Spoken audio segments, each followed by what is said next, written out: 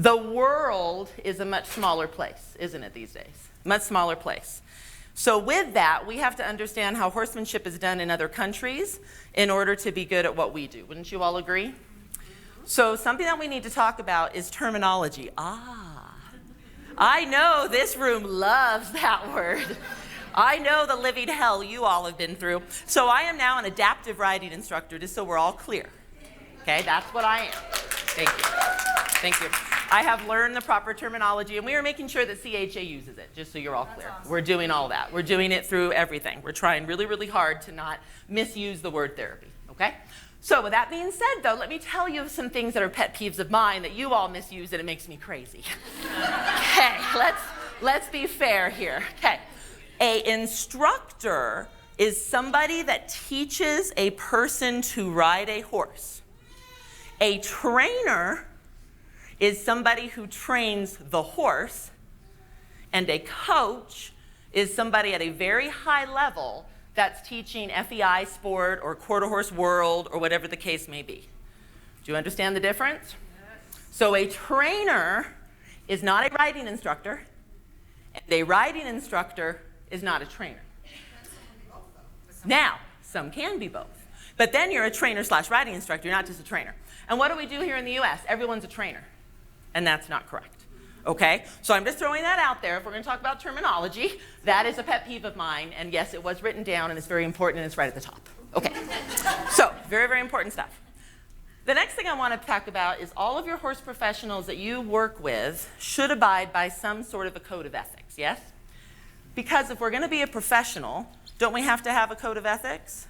So whether they're with us, CHA has a code of ethics, Path International has a code of ethics, the American Quarter Horse Association has a code of ethics for all their professional horsemen, so do American Paint Horse Association, and so on. So make sure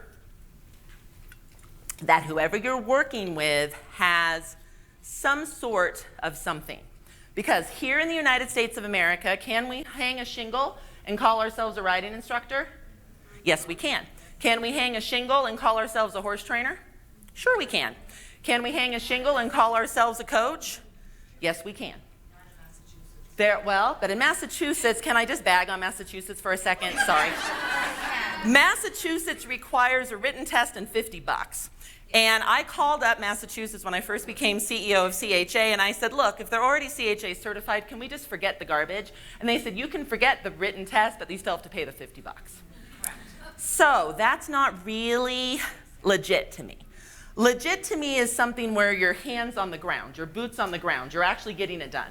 Our certifications are 6 days long, okay? They're boots on the ground. They're 45 hours long, all right? So that kind of thing to me is more what you should be looking at, more than I hung a shingle or I took a written test and paid the government $50, okay? So those are just some things to think about.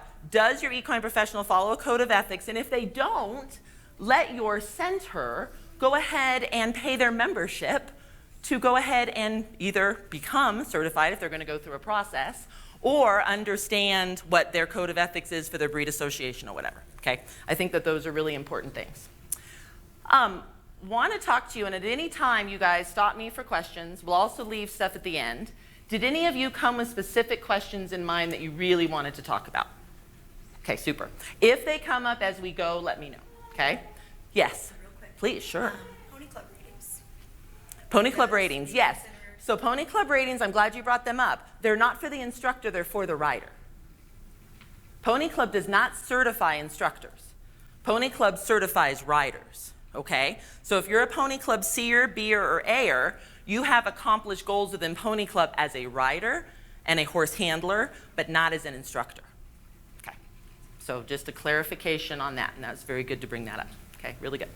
Okay, so Joanne and I had a conversation before I came here. I'm just going to be honest with this. I saw some big words and some stuff, and I'm like, oh, I don't know if I can do this talk. And she went, just be a horse professional at the highest level. And I go, well, I've been doing that for a long time, so that's fine. So we're going to have some conversations about terminology and use of the horse and how we do those things, and then as questions come up, let me know. So I'm going to start with basic horse 101. Are we all ready? How do we put on the halter? I have many pet peeves. Okay, So the halter, whether you're using a rope halter, a nylon halter, a web halter, a leather halter, whatever the case may be, needs to be 2 fingers down from the cheekbone of the horse. Because when it's down here on the end of their nose, what is this down here on a horse? It's cartilage.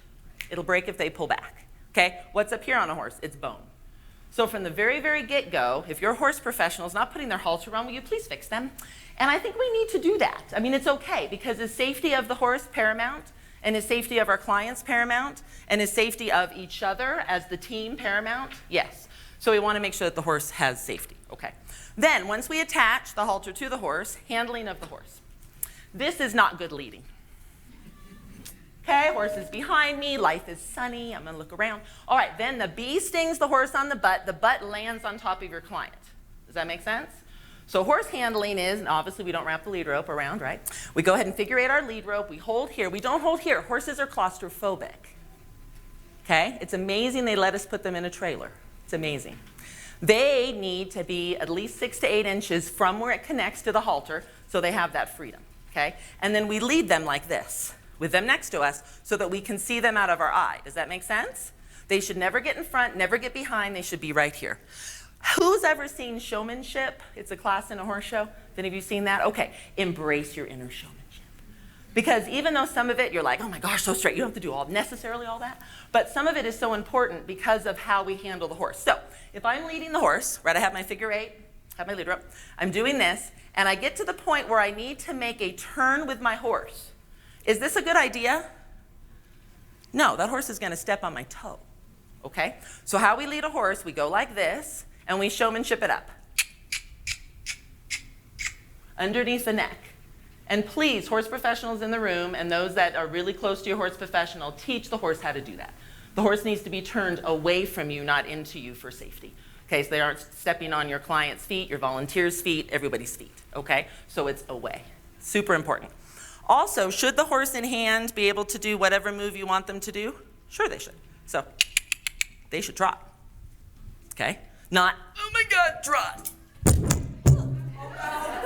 Told you. I'll just hold it like this, I guess. All right, anyways. So you want to make sure that you do those things, because those things are paramount to that horse being able to have that comfort and not feel claustrophobic, okay? And how many of you have ever had, this is so tight, how many of you have ever had a horse pull back at the rail?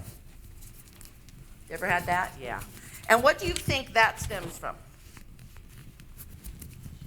Claustrophobic again, okay? So you are doing something to them that is requiring them to be worried, okay? So most of the time, that's over-girthing, over-cinching our horses. We're making the saddle too tight, too quick. They don't like it, and they go launching backwards, okay? That causes pullers a lot. So what we want to do every time that we're doing the girth and the cinch is we go ahead and we untie the horse, just have it be wrapped around.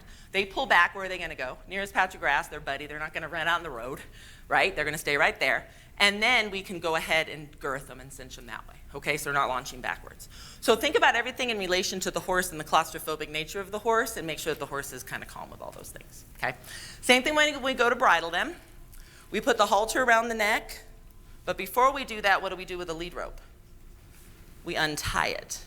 Because if you don't untie the lead rope before you put the halter around the neck, then the horse pulls back. What do they break? Their neck. And I have unfortunately heard of many that have done this. So it's a no-go, right? So we untie the horse first. Again, where are they going to go if they pull back? We put it around their neck, and that's it. Now, how many of you hard tie at your stables and where you're at? How many of you cross tie, where it's connected right here? Okay, versus hard tie, we have to do the quick release knot, right? Okay, so we're going to ask again. How many of you hard tie with the quick release knot? Okay, super. And how many of you cross tie? Okay. Both of those have danger, okay? Both of those have safety. So let's talk for a moment about the cross tie. There is a misnomer that when you cross tie, the quick release snap, and we all know what I'm talking about, right? We just go like this and it comes undone, should be here on the horse. Where should it really be? Up here, because do you really want in an emergency to be by a bunch of hooves flying like, no, you do not. You want to be able to take it off the wall and have a lead rope, okay? Now, In a perfect scenario, wouldn't it be nice to have quick release on both sides? Sure, that's perfect. But if your particular ties at home don't have, or at your center, don't have ties on both sides, go ahead and make sure the quick release is on the wall, not on the horse, okay? Do horses need to be desensitized to cross tying? Yes. Otherwise, you have the rear up, leg over, you have all kinds of stuff, right? So all that. Now, with hard tying, again, claustrophobic. Should the horse be tied super tight? But should they be loose enough where they can touch the ground and get stepped right? So there's that happy medium in between with their height, right? Where they cannot go all the way with their nose to the ground. Okay, that's perfect, okay? And quick release knots. How many of you tie them yourselves? Yeah, learn how, right? Learn how. Because then in an emergency, and there's many, many ways, YouTube it, many ways, okay, to do one of those. You can go on our site. Most of the stuff that I'm talking about right now is on our site. It's cha.horse, H-O-R-S-E. We have safety videos. We have all kinds of things on there that show all of what I'm talking about today. But that is absolutely key, okay? That your horse is desensitized to these things before we even put a client even near them, right? The horse needs to be ready for all this action, okay? So how many of you teach English? So you're using a dressage, an all-purpose, whatever. So there's English being used with the clients, okay? And how many are Western? Okay, how many have no idea? Okay, how many are bareback? Yeah, that's what I thought. Okay, and with bareback, is bareback with a pad or is bareback just on the horse? With a pad, okay. And with that pad, is there a Western saddle pad underneath it, then the bareback pad, then the client? Thank you. So horses' backs are incredibly sensitive, yes? They can feel a fly. I don't care if they have winter hair coat or not. They can feel a fly, right? They twitch, okay? So if your clients are getting on bareback with absolutely nothing, that is really hard on the horse because it's really hard, their little seat bones digging into their back, okay? It's not good. Also, it's not good for your client, quite frankly. I'm not on the therapy side, but on the actual, oh my gosh, it hurts my butt side, okay? We don't want to do that, okay? Then you do want a Western saddle pad, and then on top of the Western saddle pad goes your bareback pad, okay? The bareback pad can be one of the fluffy ones, but I personally recommend the ones that have the canvas because they stick a little bit better, right? The suede ones or the canvas ones, your clients will stick a little bit better. Now, there is normally a handle on the front of the bareback pad. What is that handle for? Nothing. Do not use it. Bad idea. Should be taken off all bareback pads made in the human nature of history of bareback pads, okay? Why? The same reason that you should not ever attach stirrups to a bareback pad. Why? Same reason. You have no saddle tree. So without a saddle tree and a bareback pad, and if you have stirrups attached, or if you're having clients grab that actual pad itself on that handle, and an emergency happens, most of you use really rotund, really well taken care of Norwegian fjords and halflingers and other things, okay, that have what we call a mutton wither, which is no wither at all. So the bareback pad goes wah, wah, wah, right, in any kind of situation, okay, regardless of how balanced the person is on top. So when you don't have a tree and you put people in stirrups and you grab, please don't do that anymore. And I'm not going to call you out if you do that, just stop. Okay, because in a court of law, they're going to bring me in as an expert witness, and I'm going to say you're doing it wrong. Okay, so just make sure that that is really, really important. Okay, we want a tree in order to accommodate all of our clients. Okay, that's huge. So, which one's better? English, Western? Doesn't matter, right? That's totally up to you. But are there some safety issues on both of those? Absolutely there are. So in English, you have a dressage saddle, right, which is going to be your deeper seat one, sit you more like Western, has the really long flap. Everyone know what I mean? Versus all-purpose, used more for jumping, has the shorter flap. Normally the client's legs are up higher, right, because they can get into two-point position where they're up and off the horse's back, things like that better. For both of those, either can be used, but there is a stirrup bar that connects the stirrup leather to the actual saddle, that normally the stirrup bar is locked because nobody WD-40s it in the upright position. So now you have a situation where somebody falls off and that stirrup bar doesn't get released and that person is drugged. Does that make sense? So make sure on all your English saddles, ask your horse professional if you can take a look. Again, we're a team, we're partners, right? Lift that up and make sure on all your English saddles it either doesn't have one, some come with none, or if it does have one, that you can make sure it's WD-40'd well, or it's always in the down position. It should really only be in the up position if we jump 4 foot or more, because when you're jumping over a 4-foot fence, you put so much torque on your stirrups, you're going to take your own leather off over the apex of the fence, okay? So that is the only time that we ever need it in the up position. So please put it down, all right? Or make sure WD's 40s really well. Okay, so that's an important thing about English. In Western and in English, can you get your saddle too tight so that it's uncomfortable for the horse? Even us women that supposedly don't have a lot of upper body strength, though I beg to differ, men, I think we have upper body strength. But with that being said, can you over tighten them? Sure you can. So on a horse, where do you never check? You should never check where the horse is concave. So where I attach the billets to the English or the latigo to Western, there is a part of the horse that's going to be concave, right behind their elbow, right? It will always be too loose there. You will always be able to do this. And you'll be like, oh, tighter, oh, tighter. The horse is like, oh my goodness, right? Not good. So where we check, okay, if this was the horse, here was his head, here's his belly. We face the front of the horse. So here's the front, here's the back. We don't face the back just in case we get kicked in the head. We go like this, we reach underneath, and we feel where the girth or the cinch crosses the breastbone or the underneath part of the horse, okay? Their sternum, basically.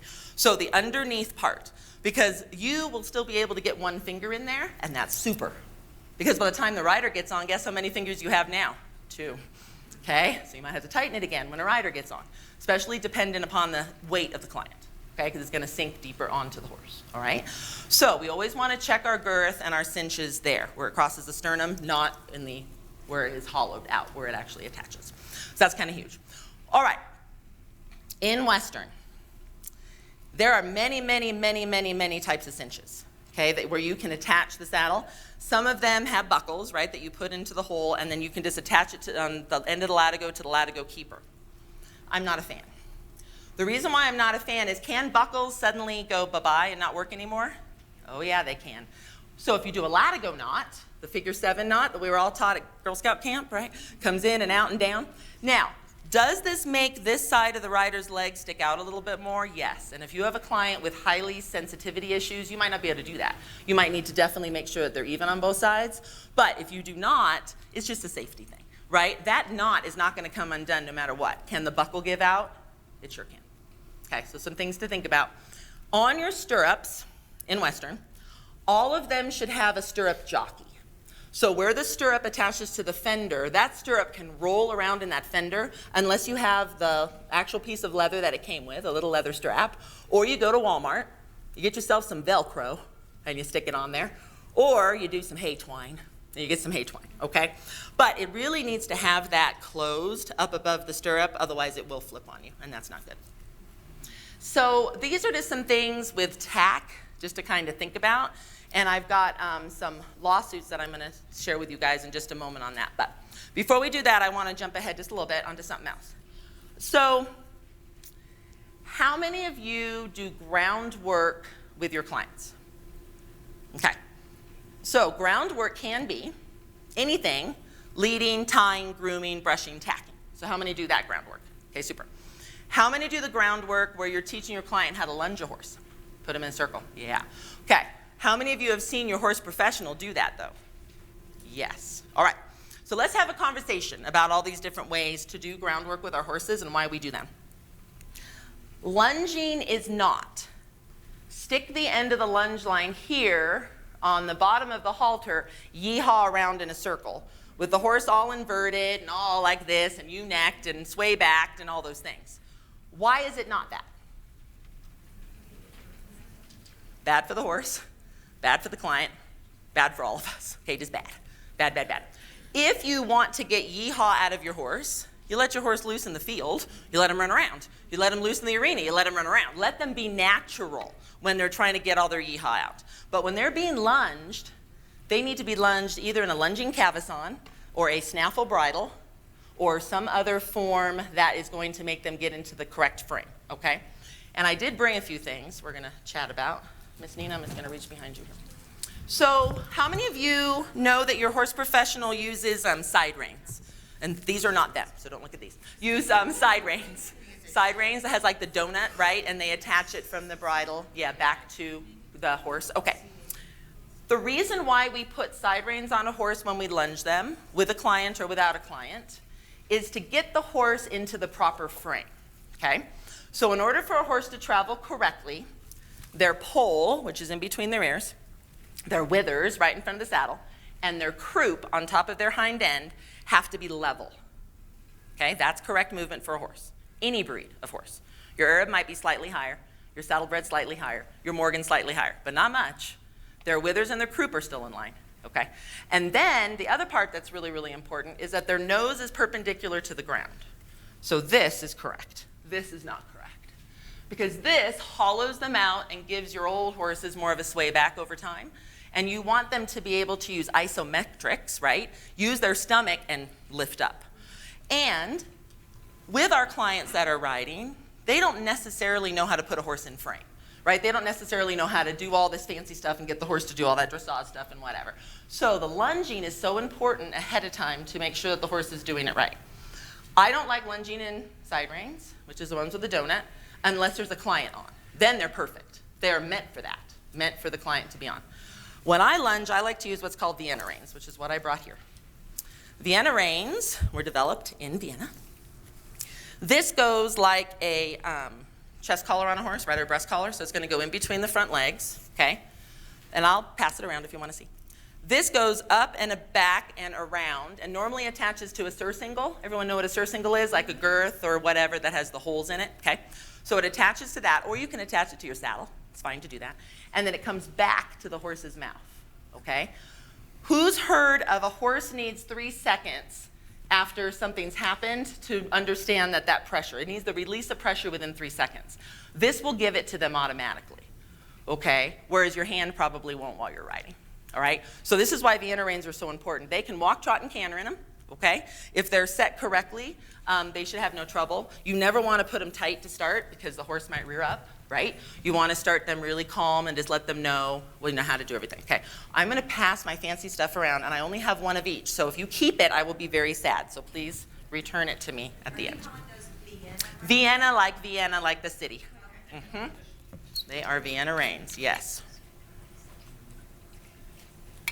Now, there are other types of lunging equipment. There's an elbow pull, okay? That's more for Western pleasure horses and things. It's normally used with draw reins, comes up and above their poll to put their head lower. There's also the Paosa system, which is developed by a gentleman with that name. And that actually comes back behind them and kind of drives them forward, okay? So there's many different kinds of things. I'm just a Vienna rein girl, but there's many kinds. The biggest thing I just let you know, you never just attach the lunge line and go, okay? We always have to make sure the horse is bitted up in some sort of a bridle. Now, with that being said, let me dive into this for a second. Okay, what is this called? Yeah, bit, very good. What kind of bit? Very good, even more fussy? Oh, I love it, egg butt bit, yes, correct. So when you're lunging your horse in Vienna reins, or when you have a client on and you're using side reins, if you have, and we'll talk about not a bit, if you have a bit in their mouth, it has to be a snaffle, okay, has to be. It cannot be a leverage bit or a curb, which we'll talk about in a second, all right? It has to be something where the rein connects directly to the bit in order to have it work, okay? So snaffle versus curb, okay? See the difference? So the curb, the rein does not attach directly to the bit. You see how the rein attaches to the bottom of the shank, okay? This is leverage because this now engages on the back of the horse's chin. And you have to have a curb strap or a curb chain for a curb to work. If I put this on a horse and I took the curb off, the horse would run away with me. I would have absolutely no control, okay? So a curb has to have this. The reason why we cannot attach the lunge line to this, it's too much pressure. It'll freak them out, okay? Because there's a lot of pressure here. These should not be used until your clients have independent hands. Okay, until your clients are truly independent. You shouldn't use a curb of any kind because of the leverage action. Now, how it works, you can have a very, very easy curb where the part above the bit is called the purchase, okay? The part under the bit is called the shank. If the ratio, for those in the room that like math, is a 1-to-1, so it's 1 inch, let's say, above the bit and 1 inch below the bit, it's like riding in a halter. There is no pressure, okay? But if the ratio like this one is like a 1 to 4, you got some pressure. And then you got the spade bits that the vaqueros use. Fabulous in their hands. They know how to use them. They're like a 1 to 10 ratio. Okay? So you're talking this, and you get something. All right? So very important that if you do use curbs, you understand purchase and ratio. All right? Because that can be a little scary.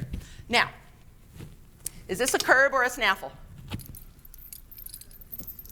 Yes, curb. Correct. So does the broken have anything to do with anything? It does not. Okay? Has everything to do with leverage. So again, it has everything to do with where it connects to the bottom of a shank. Do we see that? So this is still a leverage bit, even though it's broken. We just call it a broken curb. Okay? Then, can you have a snaffle, and I don't own one, but can you have a snaffle that is not jointed? You can. It's called a mullen mouth snaffle, and it's just straight bar snaffle, absolutely. And some horses go better in that. So the break in the bit has nothing to do with whether it's curb or whether it's snaffle. It has everything to do with where the reins connect. Okay, does that make sense? All right, so I brought some other show and tell. I am not a fan of these. What kind of snaffle is this? Does anybody know? Loose ring snaffle, very good. Why do you think horse's mouth being thought about here, I would not like this? It can pinch them like crazy right here, absolutely, unless you have it really fitted correctly. It can pinch, okay? So not a huge fan of these. Ones that I think are kind of fun that horses tend to like are ones that have copper inlays, right? They like to have copper inlays. You can do that a lot of a roller, correct. It gives them something to do. It gives them something from being bored. And when you guys are done, I have all this up here you can come look at. But this is, these are kind of nice for that. Okay, what is this one called?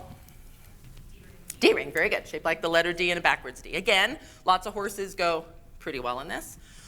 Okay, don't look at the mouthpiece, just look at the sides. What kind of bit is this on the sides? Full cheek snaffle, very good. And the most important thing about a full cheek snaffle, this top part must connect to the cheek piece. So many people use this bit wrong. It's just like this. It does nothing. You have to have the little connector of leather that connects it to the actual bridle. Okay, then it keeps it correct. All right, what do you think I don't like about this one? Twisted wire snaffle, okay? Do twisted wire snaffles have a place? With the correct hands, under a really good trainer, at really high level instruction? Perhaps. In what we do? Absolutely not.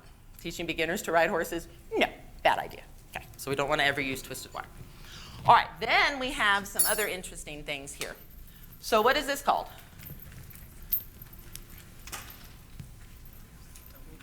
And the room goes silent. Kimberwick. Look at you, you're on fire over here. Okay, yes, it is called a Kimberwick. Now, what is cool about a Kimberwick for some of your horses that maybe came to you and all they've ever had in their mouth is a curb, so they only understand the chin groove pressure, they don't get the snaffle pressure, and maybe they don't go well in a bitless for you or whatever else you might be using. A Kimberwick is both. So if I attach my rein to the top, it's a snaffle. If I attach my rein to this bottom loop, it's a curb. Isn't that cool? So you can engage the curb chain or strap by attaching it to the bottom one, and you engage just the mouthpiece by attaching it to the top. This is cool. I use these a lot for beginner riders going in horse shows because we get to the horse show and the horse is a little bit more hot. So I put it on the bottom for schooling and warm up, and then I put it back on the top for the class when the horse is more chill. Okay, so this can really be beneficial. So I just wanted to kind of show you the difference between that since, you know, I looked in my tack room and I had stuff. All right, so now, what is this? Hackamore, very good. And a hackamore, do you think it's leverage or direct pressure? I love all these answers. Technically, it can be both. It can be both if it's easy like this. See that whole purchase idea? Because where does it connect to? It doesn't connect directly to the noseband, which is what's putting pressure. It's on the bottom of a shank. But this shank is super small, isn't it? So it's like a 1-to-1 ratio. So riding in this is more direct rein or nothing. There's not much here. But if I brought a hackamore in that had a really long shank and it was attached to the bottom, oh, that's 100% curb pressure, 100% leverage pressure, and 100% very torquey on their nose and very painful. As a matter of fact, I would rather put a bit in my horse's mouth all day long than one of these in the wrong hands. Hackamores can be dangerous, okay? Very, very dangerous if not used correctly. Okay, who's heard of a Boselle? Yeah, So the Bosel is the rawhide. I don't have one, but it's the rawhide, right? And again, that is more direct because it does attach directly to the apparatus that's on the horse's nose. Okay, who knows what this is? It is actually a Dr. Cook, but what is the general term for it? Oh, that's side pull, yeah. Bitless bridle. Bitless bridle, very good. Okay, so a bitless bridle can be used for your horses that don't necessarily want to go into a bridle, right? And it's going to have more direct, because there is no curb chain of any kind. So it's going to act more like a snaffle, okay? It's going to be a little bit more chill. You want me to take those from me? No? Are we still looking? Okay, never mind. Okay, I was just thought you were wanting to hand them to me. So, bitless bridle. Okay. So now, for the little bit of the scary part of my talk, that is not meant to scare you, but meant to just think about some stuff. So I get asked, let me take a drink here, to do risk management talks all around the country for horse-related things, okay? And right before I do a risk management talk, I call up two of my best friends. My best friends are an insurance expert in the equine industry who tells me all the scary claims that are going on with a horse professional lost. And I asked for my CPA to just give me anything going on in the accounting world that might be an issue that we need to know about for tax implications, things like that. And I call an equine lawyer. And the equine lawyer also gives me current cases. So these are cases that are within the last now to 10 years, okay? 'Cause that's how far back. A lot of times your courts will look. And if something happens in a court of law and the judge knows nothing about horses, right? And the jury might not know anything about horses, which is that reality in our space? Sure it is. That's when expert witnesses are brought in, right? And things like that, okay? Because whatever is set as law in court becomes precedence for the future and might happen again. So I want to talk to you about riding in a halter. How many of you have your clients ride in a halter? Yeah, probably quite a few. Okay, this space does that a lot. Now, is it okay if you bring expert witnesses in, have a conversation about how you have a leader, you have sidewalkers, you will instantly pull somebody off if there's a problem with the halter and you have the court case that I'm now going to describe to you happen? Yes, but you would need to bring expert witnesses in. Because what does your normal tack store and your normal tack catalogs, like Dover, State Line Tack, whatever, say that a halter is to be used for? Leading and tying, not riding, anywhere. Now, do we know that in this space, you guys use them? Absolutely. Do we know that natural horsemen use them all the time? Sure they do. Do we know that AERC, American Endurance Ride Conference, they use them all the time, right? Absolutely they do. But listen to this court case, and then you'll see what CHA did for all of our members after this court case happened. It was in Wyoming, and it was a natural horsemanship trainer. And she starts everybody off the same. Everybody starts in the round pen, and they get some basic instruction. Then they go in the arena with some basic instruction. Then they go out on the trail. Because technically, what is people's first intake into our world? The trail. And what's the most scariest thing? The trail.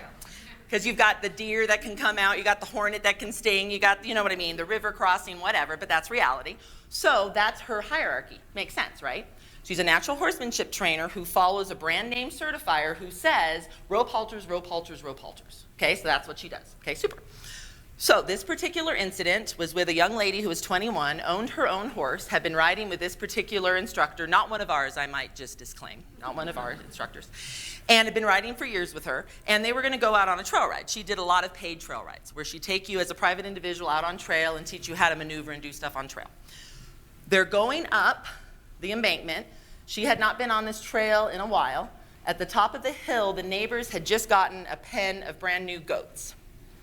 The goats went, ah, ah, ah, ah, ah. And the horses said, no, thank you. And they spun around and they took off to the barn. Okay, first thing first, both riders handled the spin. Excellent. But then the scary part is, what do you not have in a halter that you have in a bitted bridle, a bosel, a hackamore, and a bitless bridle? A pulley rein. You don't have a way to stop. So this horse is so petrified, the instructor gets her horse stopped. This horse continues to run and throws it and its rider over a cliff and kills them both. So in a court of law, are you going to sue for dismemberment, death, cognitive impairment? Probably. Are you going to sue if your toe gets stepped on? Maybe not, right? But at that level, her parents sued. her parents said, oh my gosh, our 21-year-old daughter is no more. What in the world is going on with this? So they brought in expert witnesses that talked about how a halter should only be used for leading and tying. The natural horsemanship trainer refused to come, so she had no expert witnesses on her side. She lost. So now in a court of law, there is precedence out there that we all should not use halters. Now, with that being said, if you use halters, don't freak out, because you have sidewalkers, you have a leader, right? You have all this kind of stuff going on. So the likelihood is you would be smart and bring in expert witnesses that talked about your space and talked about why halters are used and how you use them, and then you would be fine. But we now, through CHA, have told all of our members, don't do the halter thing, ever. You can go ahead and teach all day long in all those things that I brought today. Those are all considered by a TAC catalog to be a bridle, but don't teach in a halter. Now, how many people here have ever ridden a horse with absolutely no bridle on and you just go like this? I'm going to tell you right now, for the crazy horse people in the room, it is fabulous, okay? It is why your clients like horses, because they can imagine that one day they can do that, right? It is amazing. It's like Alex with the Black Stallion, if anybody that saw that movie, right? That's the deal with it, okay? And we say to our members, oh, do that all day long. You guys can ride all day long without your bridle, do whatever you want, but the minute you have a client on either their horse in a paid environment or a school horse, it must be a bridle. There is no bitless, there's no bridleless, and there's no riding in a halter, okay? So I throw that out there, knowing that some of you use halters and knowing, don't freak out, just bring in good expert witnesses and hopefully nothing will happen. Yes, Nina? So sure. If the tack is labeled a bitless bridle, with the word bridle and bolt, and some reins and stuff, yes, that would that qualify as a piece of headgear that is used for riding? bitless bridle is fine, bam. And- Anything called bitless bridle is fine. And what about a cavesson? But a cavesson needs a person attached to the other end for that to be a mounted gear, correct? Correct. So a lunging cavesson should not be getting ridden in. Right. So in other words, you should use a side if you're a person who doesn't want to have bits, your horse is conditioned to move off of head pressure, it's all good. Sure. You should basically replace your halter with a side pull that's as gentle and looks halter-like as possible, as long as it's called a side pull. A side pull or a bridle or something like that, correct. As long as it's not called a halter. And it's not rope, nylon, leather, halter. Yes, then you would be much, much better off. And you bring up a really good point that I want to talk about. Going back to the leading a second. Do some of us have our clients lead when the horse is bridled or when they have whatever headgear on that you're going to use, okay? If anybody does, or if you ever see your horse professional do this, think about this from the standpoint of not necessarily the sidewalker, but the leader. Horses, again, don't like claustrophobia, right? We already talked about this. So if you're leading them with a bridle, you're still, 6 to 8 inches from where it attaches, all that good stuff. But you should not grab the cavesson. The cavesson in English is the noseband that goes around. Don't grab that thing. That makes the horses crazy. Do not lead them by the cavesson, okay? Makes them crazy. Because again, it's that claustrophobic thing, all right? We always lead with the reins. Now, should the reins always be up and over the horse? Yes, they should be. And then you should be leading with something underneath. Though the client never has to touch the reins. They can be tied in a knot, but they're there in an emergency for the sidewalkers to be able to pull back. Everything's there for an emergency purpose. Does that make sense? So keep the bridle as the bridle's supposed to be. Keep the reins on it. But then tie them in a knot or do something with them where whoever is handling the horse, whether it's the client or somebody else, can also help stop the horse if there truly is a big emergency. Okay, that one will really, really help. Let me see where I am on time. See, I told you I didn't need a PowerPoint. I just go and go and go. Though for you that are visual learners, that's why I brought all this, because yeah, otherwise the PowerPoint is the visual. All right, I am gonna go ahead and dive into one more lawsuit because I think they're scary, but I think that they're really important for all of you to know. A horse is considered an attractive nuisance in a court of law. The reason why they're considered an attractive nuisance is you're gonna be baby strollering down the trail, there's a horse over here, oh my gosh, little Susie really wants to touch the horse. You go over, touch the pony, it's a evil, bad, not nice pony, and it bites Susie on the hand. Okay, can this happen? Sure. So then what does that person have to do? Set up, I don't know, hire fencing, put a sign up that says pony bites, whatever the case may be. So this particular situation happened, again, not one of our instructors, in an indoor arena where there were stalls attached in the indoor. What happens a lot in my world is I become the babysitter, okay? The dad drops off the kid and says, peace out, see you in an hour. And then goes to the bar, has a couple beverages, comes back. I don't even know. All I know is that I become the babysitter, okay, very, very often. So as the babysitter, that's fine. But then what when daddy comes back early? So in this situation, daddy came back early. And daddy was bored. Daddy's like, oh gosh, they're still having the riding lesson. I'm going to walk around and check out the horses. So he's in the indoor where the stalls are, checking out the horses, and he sees a baby horse. He sees a foal. Don't you want to touch it? Touch it. He wanted to touch it. So he opens up the stall to go in and touch baby horse. Mama's butt's here. He doesn't say, hey, Mom, I'm coming in. He says nothing. Mama wheels around, takes off his nose. So in a court of law, if you lose your nose, are you going to sue? Maybe. Maybe. So daddy sues because daddy says horse shouldn't have bitten my nose, blah, blah, blah, blah, blah. And they go into this big lawsuit about it where they had conversations like, well, maybe you should lock the door. And they had to bring in expert witnesses that said, hello, fire. We're not going to lock stall doors. So they came up with the following. The lady did not do well in the court of law, unfortunately, because she did not have signage up that said, hey, you crazy person, don't open the stall door, however you want to word it, right? But didn't have some sort of language to have a conversation. She also was in trouble because she didn't have daddy sign her release form. So everybody that steps foot on the equine facility who has access to the horses, now I don't care if they're in your waiting room, your visitor room, your room where they can see what's going on, but they are not near a horse, they don't have to sign. But if they are physically able to touch a horse on your property anywhere, they need to sign because of this lawsuit that just happened, because now that's precedence in a court of law where this poor instructor lost because of that. Yes. So have everybody and their mother sign. Even if they're coming for the end of the week at camp, little horse show thing, whatever, have them sign, okay? Very, very, very important to all do that. Okay, so those were kind of my two big lawsuit ones. I have many more. Just call me on the phone and I'll give you more one day. Yes, sure. We have parents, obviously, we can get to sign ahead of time. Sure. If they send like the aunt or uncle to come and pick up the kids and they go out and... They need to hopefully go through a front door of yours first that has a receptionist type person sitting there making them sign a release form. Yeah. So it is something to think about.